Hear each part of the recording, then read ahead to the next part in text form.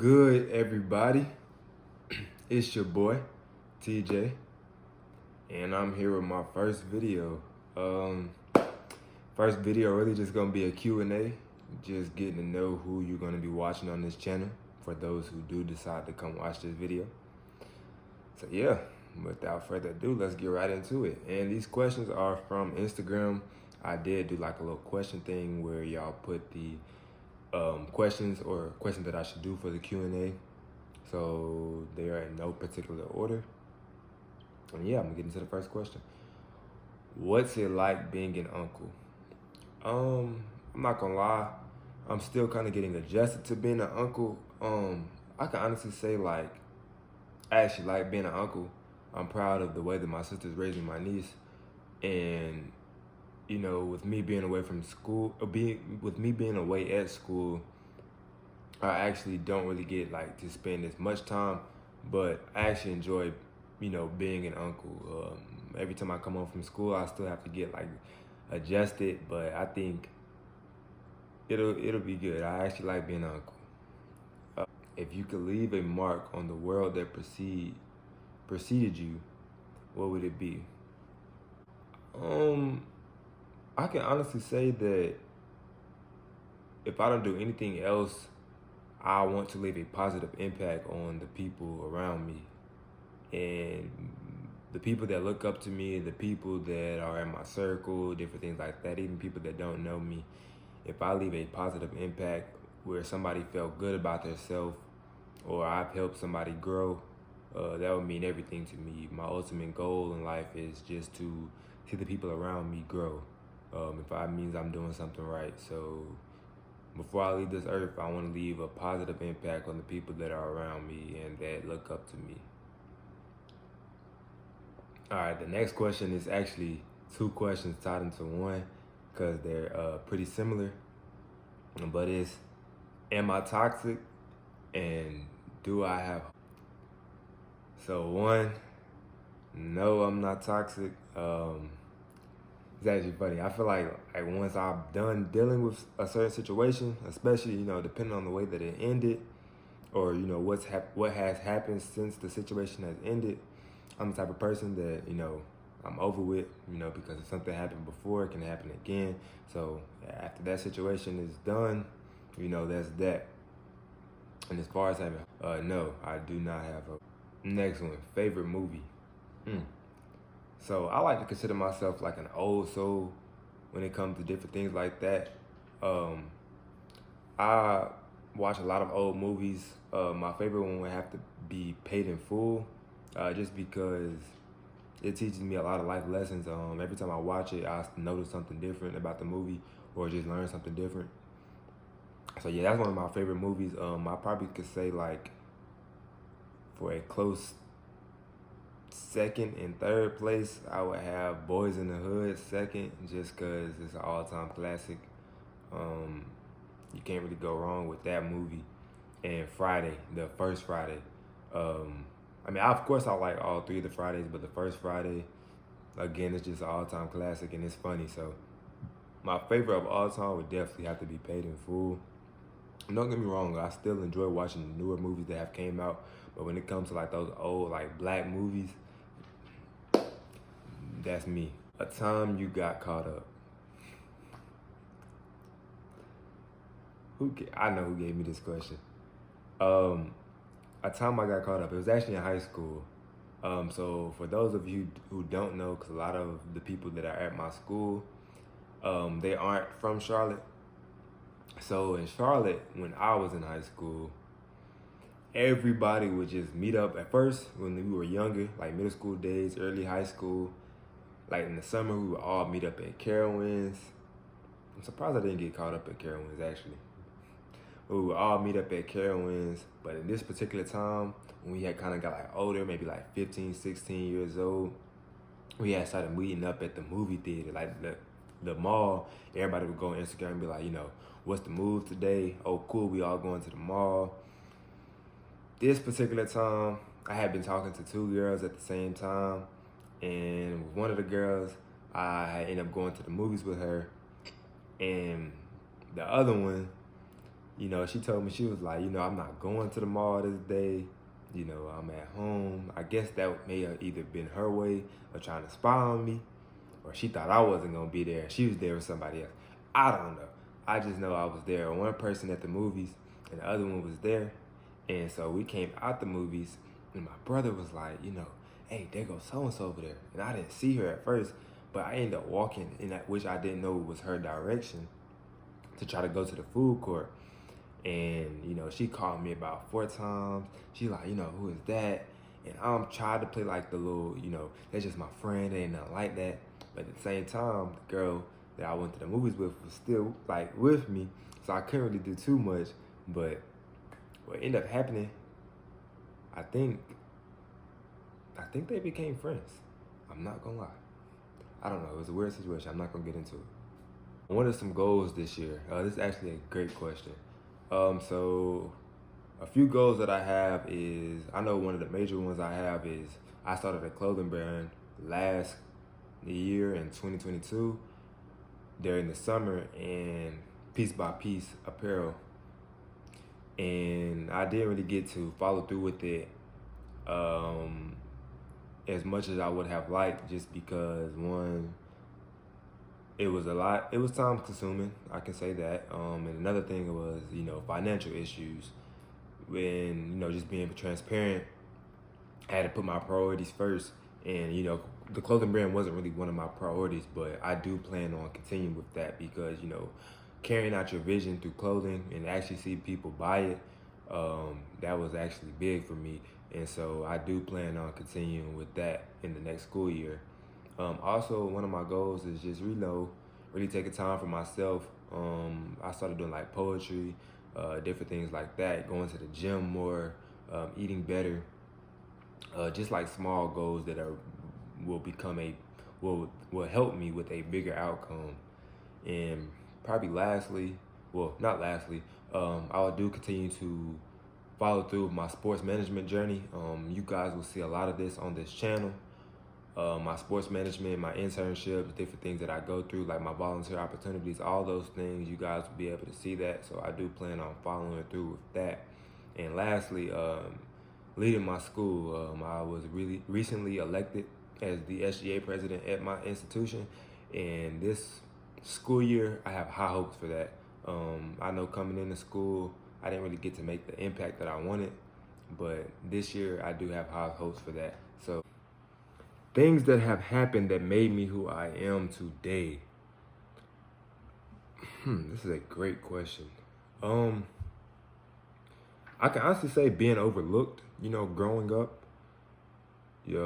specifically in high school, whether it was my teachers or, you know, my coaches, except for my last coach, shout out Coach Kirby, my basketball coaches, you know, they didn't really understand or, you know, appreciate my full potential.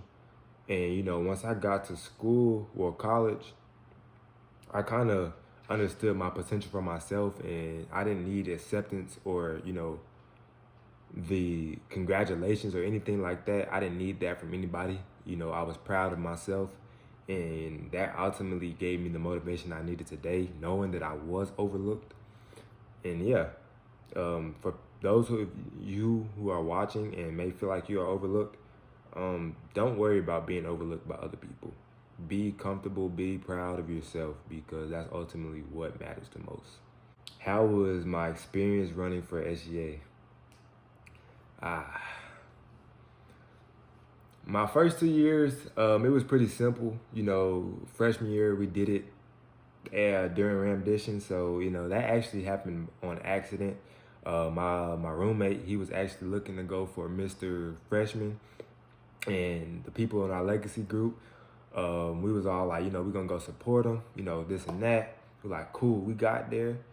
And a couple people on my floor had went too. We got there, and I actually had went to one of the little breakout groups, which was, class senator. I went to one of the breakout groups on accident. And I'm like, you know, sound pretty cool. And so I, you know, wrote me a little speech or whatever, set up everything for my campaign rally, and ended up winning, believe it or not. And so I liked it my freshman year. I enjoyed the opportunities that came with it, leading my class. And so I ran for it again my sophomore year, which was the sophomore class vice president. And, kind of the same thing.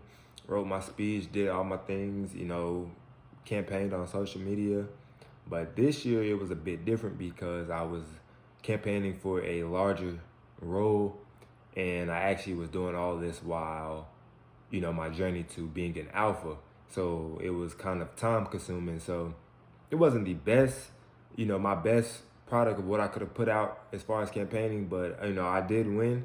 But just because, there was a lot going on at the time, which is no excuse, but there was a lot going on at the time. My experience could have been better, but, I definitely did enjoy the experience and the support from my class, my peers, everybody, so I actually did enjoy that. Next question is, what do I consider success for my life? Really just in life, if I can say I'm happy with myself, I'm happy with where I am in life, and I'm happy with what I'm doing, meaning like not trying to make other people or not trying to satisfy other people. As long as I'm satisfied with what I'm doing, the position I am, and I'm comfortable, I'm able to live life worry-free, which, I feel like we'll never be able to be fully worry-free, but worry-free to the best of my ability. I feel like that's success in my life. That's my end goal. The next question is, what made me choose WSSU? This is a great question.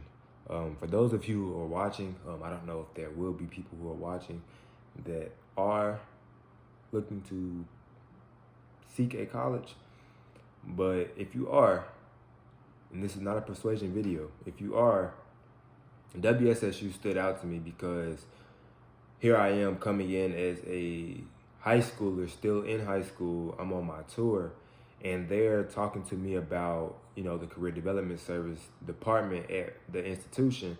And, I'm in high school, haven't even got to the institution, and they're telling me about ways that I can grow once I leave the institution. So that was like, it made me feel that they were caring about my success. And like I said with the second question, as far as being overlooked, Winston made me feel included. It made me feel wanted. Like they cared about my opportunities. And, I felt that Ramley feel, like the connected feel. I know that if I needed anybody that I needed to lean on, I had somebody at Winston. And I can honestly say that choosing Winston was probably the best decision that I've made in my life. I can honestly say. When did I begin understanding my purpose? This is a great question. I feel my purpose is to lead people authentically. With that, I want to be able to be relatable and help people. What I want to do in life, with that, I want to change the lives of youth, specifically young black men, such as myself when I was younger, through sports and speaking. And I feel like by me being able to walk in their shoes, walk in the people that are around me, I'm able to walk with kings and never lose my common touch. That's have helped me find my purpose. And I began to notice that probably really once I got to school, seeing the people that gravitate to me, I'm able to still talk to the people, have those same conversations, and still be able to lead the people the way I am supposed to. That really helped me find my purpose, ideally. A story that can only be told one time. For this question, I'm actually due. Since considering this is the first video, I'll do another video on that because one, I have to find the time for that. Two, I have to see how I can put that video, since it's a video that can only be told one time, or a story that can only be told one time. And I have to see what story I would actually tell, because this is YouTube. So I'll have to see what I can actually, I'm gonna get back to that. All right, the next question I have, what motivates me and what keeps me going? Really just, knowing that I'm making my family proud, seeing them see where I come from, to where I am today, that keeps me going because, ultimately I do things to make myself proud, but knowing that the people that aren't able to do the things that I'm able to do and the opportunities that I'm able to endure, knowing that I have them behind me, you know, I wouldn't let them down. And more importantly, I wouldn't let myself down. So, you know, seeing my younger self and seeing where I am today, that just really keeps me going, which leads me into the next question. Something I would tell my younger, future, and present self. This is a great question. For my younger self, I would tell myself to stay focused, because a lot of time I was influenced by outside factors and I could be a lot farther, which I'm comfortable where I am today. Not satisfied, but I am comfortable. I could be a lot farther and I could know a lot more than I do now if I was focused and I had a more driven mindset towards the right things back then. A lot of things back then that I felt mattered to me, which we are young, you are going to make mistakes. You are going to do things that, you know, not necessarily you're going to regret, but you look back and think, you know, maybe that weren't the best decisions that I could be making. But they teach you a lot of things rather than you knowing. They teach you. So I would tell myself to stay focused and get focused early. And something I would tell my present self would probably have to be, you know, you're good. You know, you're doing good. You are enough. You know, no matter, you know, everybody goes through their failures. Everybody has their hard times, their rough days, their tired days. But keep going, because you do matter. You are enough. And something I would tell my future self, really just to keep the same motivation that I have. You know, I don't like to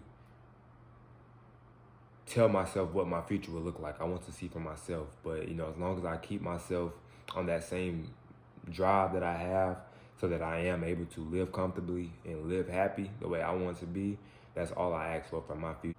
And the hardest part about college would probably have to be,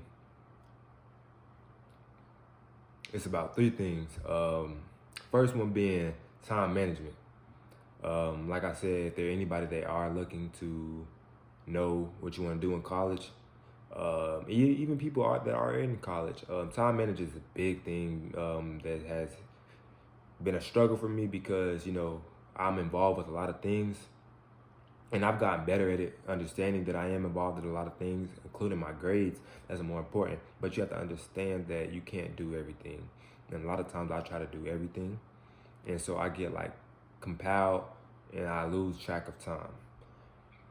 Two, being money. Not gonna lie, I don't come from the richest parents, and my first 2 years of college, I did not have a job. I didn't have time for a job. So there are times in college, you know, where I was, you know, kind of down on my money, not in, you know, putting my business out there, but, you know, there are going to be times where, you know, money is going to be a factor, and, you know, it's just one thing, those things you have to overcome and you have to live with. But, you know, it's part of being a college student. And probably the third thing would probably have to be planning. I've gotten better at it in my second school year, but understanding where I need to be, what I need to be doing, and what time I have to do it, whatever the case may be, it's been a bit of a struggle because I have to do so much. So going into the next year, I do plan on planning more. That helped me, you know, in the second semester of my school year, dealing that I was going through a lot.